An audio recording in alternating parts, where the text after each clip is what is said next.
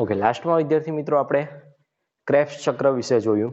Okay, હવે અહીંયા કેટલીક ઇમ્પોર્ટન્ટ બાબતો કે ક્રેબ્સ ચક્રની પ્રક્રિયા દરમિયાન હકીકતમાં શું થયું છે, મતલબ પ્રક્રિયકો કયા વપરાણા છે અને નિપજ આપણને કઈ મળી છે, કેટલી જગ્યાએ કઈ કઈ વસ્તુ પ્રાપ્ત થઈ, કેટલી જગ્યાએ કઈ વસ્તુ વપરાણી, બરાબર, એનું ડિટેલમાં સમીકરણો રજૂ કરું છું. જોજો, હું આ બાજુથી પ્રક્રિયક લખીશ અને પેલી બાજુ નિપજ દર્શાવીશ. તો સૌથી પહેલા તો ક્રેબ્સ ચક્રમાં એન્ટર થાય પાયરુવિક એસિડ. ઓકે, તો પાયરુવિક એસિડ છે, બરાબર. Okay, pyruvic acid suppose crabs ચક્રમાં એન્ટર થયું હોય તો એની નિપજ મળે કે પાયરુવિક એસિડની અંદર રહેલા 3 કાર્બન એ CO2 સ્વરૂપે મુક્ત થઈ જાય છે. ઓકે, આ દરમિયાન 4 જગ્યાએ NAD+ વપરાય છે. NAD+ વપરાય તો સામે 4 જગ્યાએ NADH2 પ્રાપ્ત થાય છે. મેં શોર્ટમાં જે ઓલું નાળકો શક્તિ ફાળ પાણી વાળું કીધેલું એના ઉપરથી આઈડિયા આવે. ઓકે, પ્લસ એક જગ્યાએ શું વપરાય છે? FAD વપરાય છે. તો સામે શું પ્રાપ્ત થાય છે? એક FADH2 પ્રાપ્ત થાય છે. ઓકે, પ્લસ આ બાજુ ADP અને પ્લસ ફોસ્ફેટ વપરાય છે. તો સામે એ જોડાય અને ATP પ્રાપ્ત થાય છે. 6 નંબરની રિએક્શન યાદ હોય તો. ઓકે, ઘણી બુકમાં આની જગ્યાએ GTP બને છે એવું પણ લખેલું આવે. ઓકે, અથવા તો એમ લખાય કે GTP વપરાય એમાંથી GDP બને અને એ મુક્ત થતી શક્તિનો ઉપયોગ થઈ અને ADP માંથી ATP બને. કોઈ પણ ATP બને, GTP બને, આવું કોઈ પણ બાબત આપી હોય તો એ સમાન વસ્તુ છે. પછી ટેક્સ્ટ બુકમાં ઇક્વેશન આપ્યું છે ને એમાં લખ્યું છે કે 2 પાણીના અણુ વપરાય. હકીકતમાં 6 નંબર, 8 નંબર અને 10 નંબર, એટલે આમ જુઓ તો કેટલા? 3 પાણીના અણુ વપરાય છે. ટેક્સ્ટ બુકમાં અહીંયા 2 પાણીના અણુ આપ્યા છે. ક્લિયર? તો આ થઈ ગયું ડિટેલમાં સમીકરણ કે ક્રેબ્સ ચક્રની પ્રક્રિયામાં કઈ કઈ વસ્તુ વપરાય છે, સામે નિપજ તરીકે શું મળે છે. તો તમે જોઈ શકો કે 4 જગ્યાએ અને એક આ 5 જગ્યાએ હાઇડ્રોજન દૂર થાય છે. એમાં 4 જગ્યાએ NADH2 લેવા આવે છે, એક જગ્યાએ FADH2 આવે છે. પાયરુવિક એસિડના 3 કાર્બન છે, 3 CO2 સ્વરૂપે મુક્ત થઈ ગયા. એનો મતલબ અહીંયા દહન છે અથવા તો શ્વસન છે એ સંપૂર્ણ થયું, પૂર્ણ દહન થઈ ગયું. ઓકે, એક ગ્લુકોઝનું ગ્લાયકોલિસિસ થયું હોય તો આમાં 2 પાયરુવિક એસિડ બન્યા હોય, તેનો મતલબ 2 પાયરુવિક એસિડ ક્રેબ્સ ચક્રમાં જાય તો 2 ક્રેબ્સ ચક્ર ફર્યા કહેવાય. ઓકે, તો 3 ની જગ્યાએ 3 દુને 6 CO2 મુક્ત થાય. એનો મતલબ ગ્લુકોઝમાં રહેલા 6 કાર્બન CO2 સ્વરૂપે શું થાય? મુક્ત થઈ જાય. ઓકે, આના માટે જેટલા પણ ઉત્સેચકો જોઈ છે એ બધા ક્યાં આવેલા છે? કણાભ સૂત્રના આધારકમાં. આ એક અપવાદ છે. એક સક્સિનેટ ડિહાઇડ્રોજિનેઝ નામનો એક ઉત્સેચક ખાલી એવો છે જે કણાભ સૂત્રના અંતઃપટલમાં આવેલો છે. ના મોસ્ટ IMP છે, પૂછાય છે. ઓકે, કયો ઉત્સેચક? સક્સિનેટ ડિહાઇડ્રોજિનેઝ. એ ખાલી એક કણાભ સૂત્રના અંતઃપટલમાં હોય, બાકી બધા ઉત્સેચકો કણાભ સૂત્રના ક્યાં હોય? આધારકમાં. ક્લિયર? તો આ કેટલીક ક્રેબ્સ ચક્ર વિશે આપણે ઘટના જોઈ. હવે એના પછીની નેક્સ્ટ અને ઇમ્પોર્ટન્ટ ક્રિયા ETS, જેને કહેશું આપણે ઇલેક્ટ્રોન ટ્રાન્સપોર્ટ સિસ્ટમ, એ આપણે જોવાની છે. ઓકે, બહુ જ ઇમ્પોર્ટન્ટ થિયરી છે, જેને તમે ETS પણ કહી શકો અથવા તો ઓક્સિડેટિવ ફોસ્ફોરાયલેશન પણ કહી શકો. આ બે નામ શા માટે કહેવામાં આવે છે આપણે લાસ્ટમાં ડિસ્કસ કરીશું.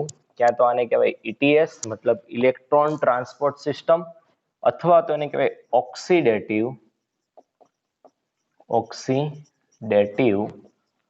ફોસ્ફોરાયલેશન.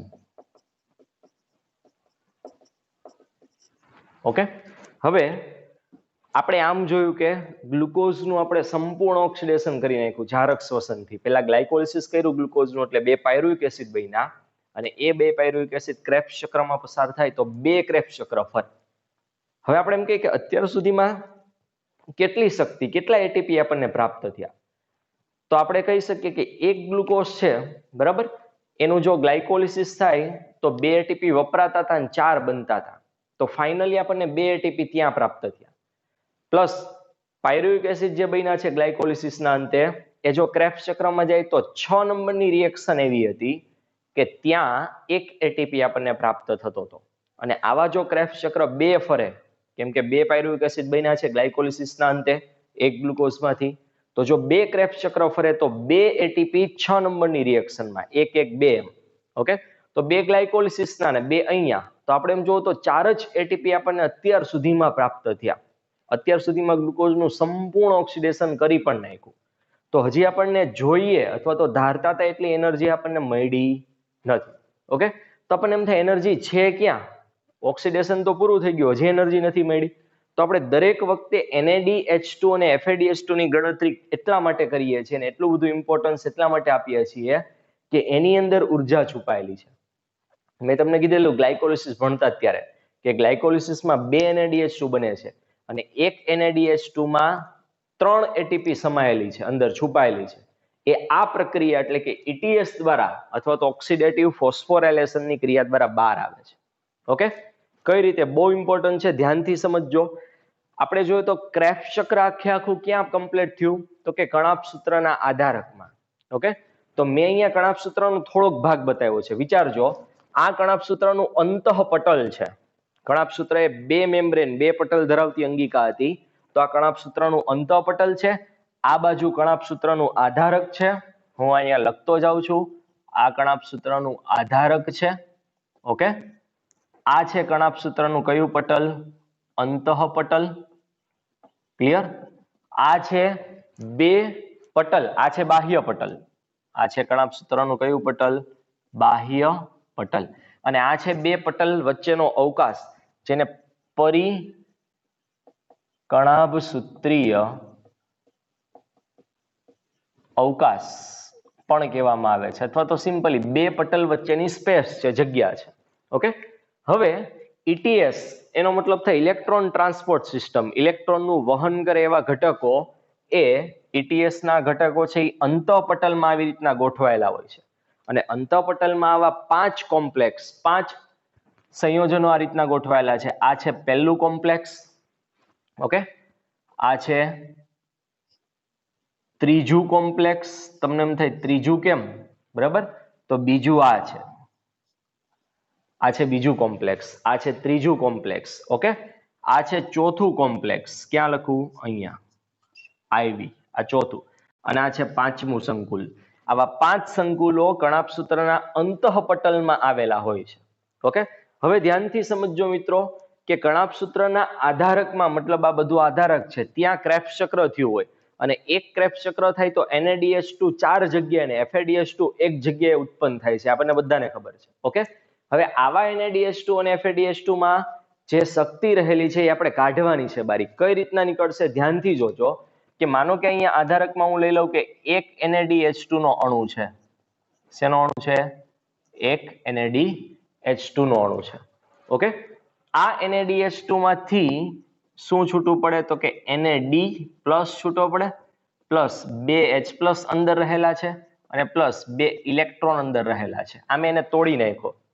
ઓકે, હવે આ 2H+ છે એ અત્યારે આધારકમાં જળવાઈ રહે. શું કહું છું, H+ અહીંયા ને અહીંયા, મતલબ આધારકમાં ને આધારકમાં અત્યારે શું થાય, જળવાય. ઓકે, અને ઇલેક્ટ્રોન જે હોય છે, ઇલેક્ટ્રોન, એ ઇલેક્ટ્રોન અહીંથી સૌથી પહેલા આના દ્વારા ગ્રહણ થાય, FMN દ્વારા. સંકુલ 1 અને એમાંનો FMN દ્વારા સૌથી પહેલા એક ઇલેક્ટ્રોન ગ્રહણ થાય. FMN ને કહેવાય ફ્લેવિન મોનોન્યુક્લિયોટાઇડ. ઓકે, આ સિક્વન્સ ખાસ યાદ રાખવા જેવી છે. ઓકે, એક જ મિનિટ.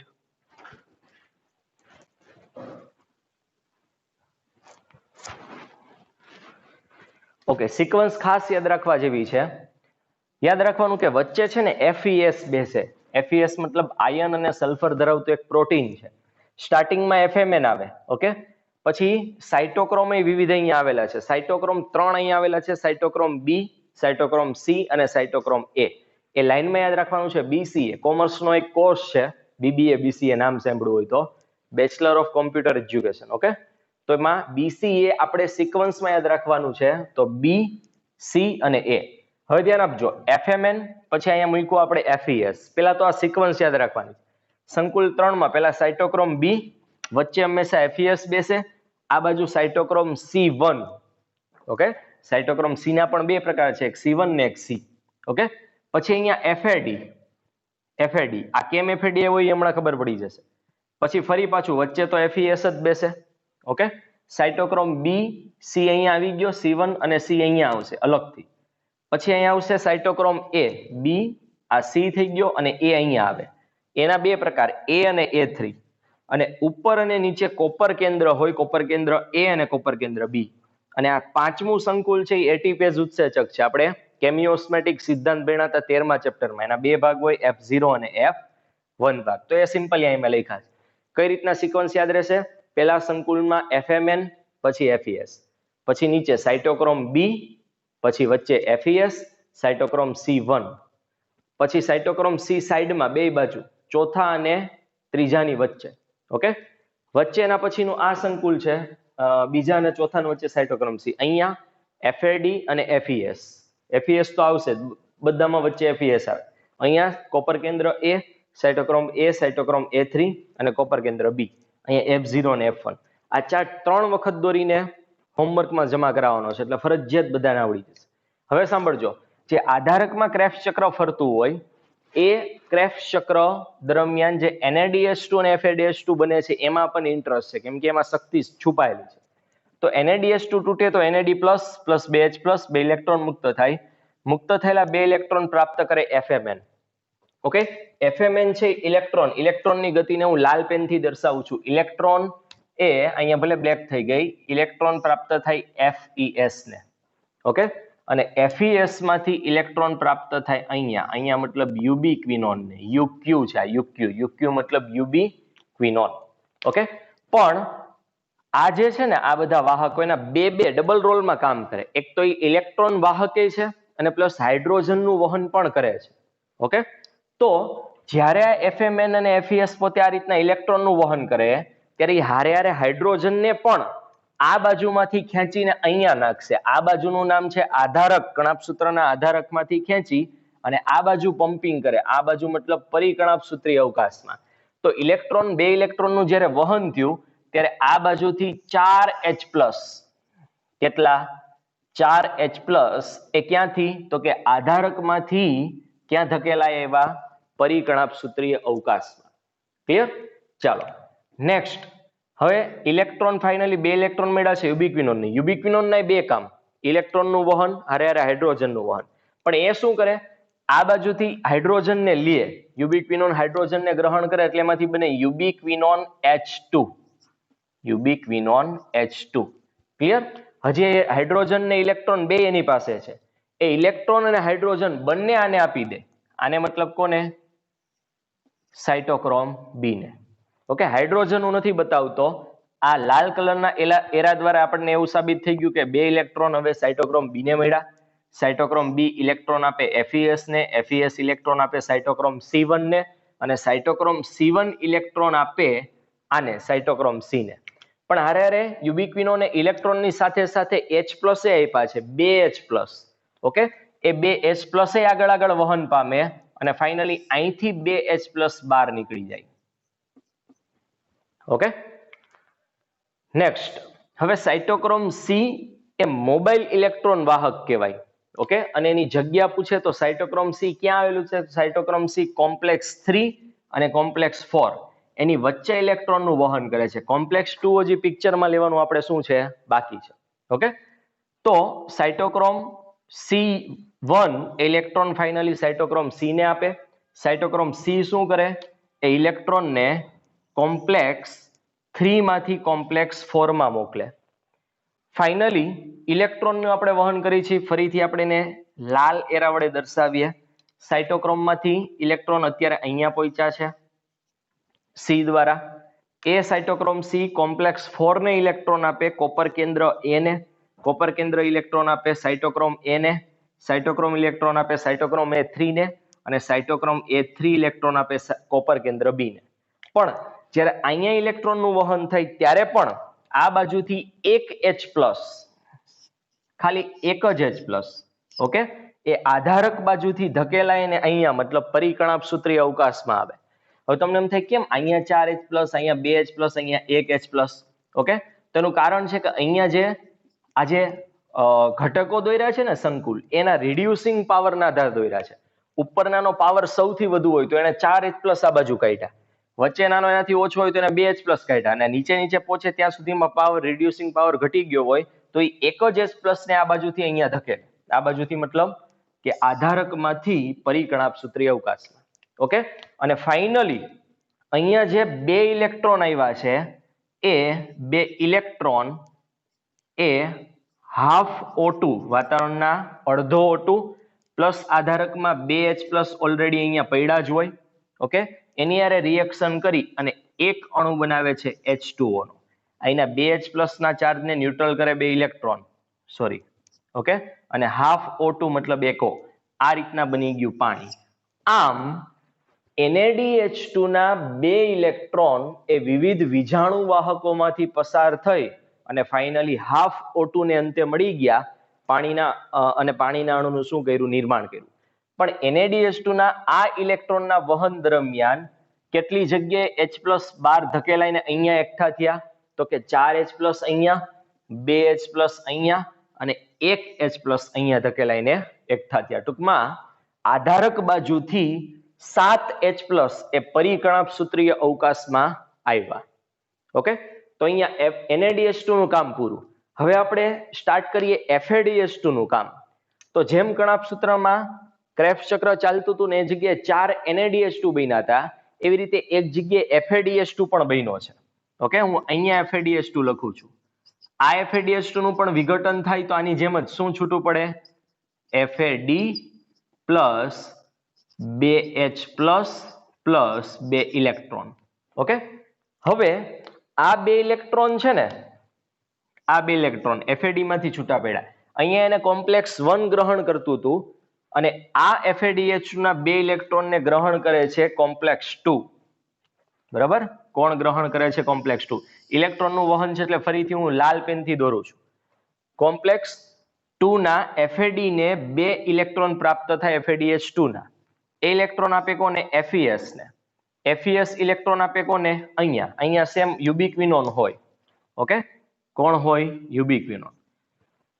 હવે યુબિક્વિનોન છે એ બેયનું વહન કરાવે. કોનું? ઇલેક્ટ્રોનનું. એની પાસે બે ઇલેક્ટ્રોન આવ્યા છે એનું વહન કરાવે, હારે હારે 2H+ નું વહન કરાવે. તો યુબિક્વિનોન ફેરવાય યુબિક્વિનોન H2 માં. ક્લિયર? એ ઇલેક્ટ્રોન ફાઇનલી આપી દે કોને?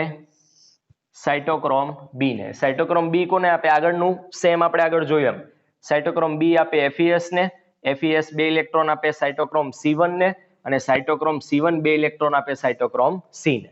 પણ ઇલેક્ટ્રોનનું વહન તો થઈ ગયું, પણ હારે હારે મેં કીધું અહીંયા H+ એ આ બાજુ આવ્યા છે, એ H+ પણ અહીંયા બહાર નીકળે. કેટલા H+? તો કે 2H+. જેમ આગળ નીકળાતા એમ 2H+ આ બાજુ પણ બહાર નીકળે. ઓકે, હવે સાંભળજો.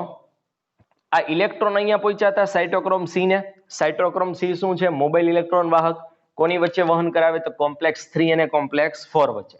તો અહીંથી સાઇટોક્રોમ C ઇલેક્ટ્રોન આપી દે આને, મતલબ કોપર કેન્દ્ર A ને. આગળ સાઇટોક્રોમ A ને ઇલેક્ટ્રોન પ્રાપ્ત થાય, સાઇટોક્રોમ A3 ને પ્રાપ્ત થાય અને કોપર કેન્દ્ર B ને પ્રાપ્ત થાય.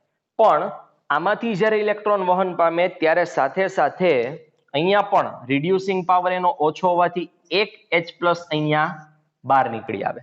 ઓકે, જે FADH2 ના H+ છે ને એને હું બ્લુ પેનથી બતાવું છું. સપોઝ અહીંયા H+ છે FADH2 દ્વારા બહાર નીકળ્યા ને, તો આને આપણે કઈ પેનથી બતાવીએ? બ્લુ. ઓકે, તો 2H+ માનો કે આ છે. Okay, finally electron cytochrome A માંથી સાઇટોક્રોમ A3 કોપર કેન્દ્ર B અને આ બે ઇલેક્ટ્રોન અહીંયા પણ વાતાવરણના અડધા O2 અને 2H+ સાથે રિએક્શન કરે એટલે કોનું નિર્માણ થાય? પાણી. આ દરમિયાન ઇલેક્ટ્રોનના વહન દરમિયાન એક H+ બહાર આવી ગયો. ક્લિયર? તો આમ એક NaDH2 નો અણુમાંના ઇલેક્ટ્રોન આ રીતના વહન પામીને ફાઇનલી પાણી બનાવે તો 7 જગ્યાએ, કેટલી જગ્યાએ? 7H+, 7 જગ્યા નહીં, સોરી, 7H+ આ બાજુ આવ્યા હોય. આ એક તો H+, બીજા આ H+ અને ત્રીજો એક આ H+. તો 4 ને 2 6 અને એક 7H+. જ્યારે FAD નો H2 ના બે ઇલેક્ટ્રોન અહીંથી અહીંયા વહન પામી અને ફાઇનલી અહીંયા પહોંચ્યા તો 3H+, એક આ 2H+ અને એક આ. તો 3H+ આ રીતના બહાર નીકળ્યા.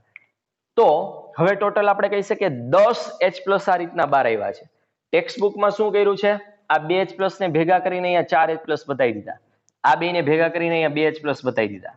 ઓકે, પણ આપણે એમ નથી કરવાનું. સાંભળજો. હવે H+ અહીંયા એકઠા થયા છે, મતલબ ક્યાં? તો કે પરિકણાપ સૂત્રીય અવકાશમાં. આ H+ એ પ્રોટોન જ છે, જે F0 અને F1 માંથી પસાર થઈને આ બાજુ પાછા આવે. ઓકે, પ્રોટોનનો ઢોળાંશ બન્યો હોય તો અહીંયા જે એકઠા થયેલા H+ છે એ F0 માંથી માર્ગ બનાવે, F1 માંથી બહાર નીકળે અને બહાર અહીંયા નીકળે ત્યારે અહીંયા એટીપી નું નિર્માણ થાય. ક્લિયર? પણ યાદ રાખવાનું કે H+ ની એક પેર મતલબ જોડ અહીંથી વહન પામીને આ બાજુ જાય ને ત્યારે એક એટીપી બને. હવે પહેલા NaDH2 માંથી અહીંયા ઇલેક્ટ્રોનનું વહન થયું તો 7 જગ્યાએ H+ નીકળ્યા હતા. 7 H+ ની આપણે જોડ બનાવીએ તો કેટલી બને તો કે 3. ઓકે, બે H+ ની જોડ બનાવો 7 માંથી તો 6 H+ વપરાય ને 1 H+ હજી બચે. 3 જોડ H+ આ બાજુ નીકળે. ઓકે, 3 જોડ નીકળ્યા છે તો 3 એટીપી પ્રાપ્ત થાય તમને NaDH2 માંથી. ક્લિયર? 7 માંથી 6 બહાર નીકળી ગયા, હજી એક બચ્યો છે. અને FADH2 જ્યારે એના ઇલેક્ટ્રોન આમાંથી પસાર થઈને અહીંયા પહોંચ્યા ત્યારે 3 જગ્યાએ, અહીંયા 2 H+, અહીંયા 1 H+, મતલબ 3 જગ્યાએ H+ બહાર આવ્યા હતા. આગળના NaDH2 નો 1 H+ હજી બાકી છે તો 3 ને 1 4, મતલબ 4 H+ થઈ ગયા. 4 H+ એટલે કેટલી જોડ? તો કે 2 જોડ H+ થઈ ગયા. અને 2 જોડ H+ આ રીતના F0 અને F1 માંથી બહાર નીકળે તો એક જોડ દ્વારા એક એટીપી હોય તો 2 જોડ દ્વારા 2 એટીપી પ્રાપ્ત થાય. શેમાંથી? તો કે FADH2 માંથી. ઓકે, તો આ રીતે આ જે આખી પ્રક્રિયા થઈ એમાં ઇલેક્ટ્રોનનું વહન થયું એટલે આને નામ આપવામાં આવ્યું છે electron transport system. Okay, plus બીજું ઓક્સિડેટિવ ફોસ્ફોરાયલેશન એટલા માટે નામ આપ્યું છે કે આ બધામાંથી ઇલેક્ટ્રોન ગુમાવાના અને આગળ વહન પામ્યા. ઓકે, અને એ જે ઇલેક્ટ્રોન ગુમાવાના છે પ્રક્રિયાને કહેવાય ઓક્સિડેશન. ઇલેક્ટ્રોન મળે તો રિડક્શન કહેવાય, ઇલેક્ટ્રોન ગુમાવે તો ઓક્સિડેશન કહેવાય. આ ઓક્સિડેશનની ઉર્જાનો ઉપયોગ થઈને અહીંયા એટીપી નું નિર્માણ થયું છે. ઓકે, એટલા માટે આ પ્રક્રિયાનું બીજું એક નામ છે ઓક્સિડેટિવ ફોસ્ફોરાયલેશન. ફોસ્ફોરાયલેશન થઈને એટીપી બન્યા ખરી, પણ એ માટે કઈ ઉર્જા વપરાણી? તો કે ઓક્સિડેશનની પ્રક્રિયાની ઉર્જા વપરાણી, એટલે નામ આપ્યું છે ઓક્સિડેટિવ ફોસ્ફોરાયલેશન. ઓકે, તો આ ચાર્ટ બહુ જ ઇમ્પોર્ટન્ટ છે, યાદ રાખવાનો. ન ખબર પડે તો ફરી પાછો પોઝ કરીને જોજો કે મેં ક્યાંથી કોનું વહન ક્યાં બતાવ્યું છે. ઓકે, હવે આપણને એટલું ક્લિયર થઈ ગયું કે NaDH2 માં કેટલા એટીપી છુપાયેલા છે? તો કે 3 એટીપી. અને FADH2 માં કેટલા એટીપી છુપાયેલા છે? તો કે 2 એટીપી. ઓકે, હવે આપણે ટોટલ આખા ગ્લુકોઝનું વિઘટન થવાથી કેટલી એટીપી પ્રાપ્ત થાય એની ગણતરી આપણે નેક્સ્ટ લેક્ચરમાં કરીએ. ઓકે.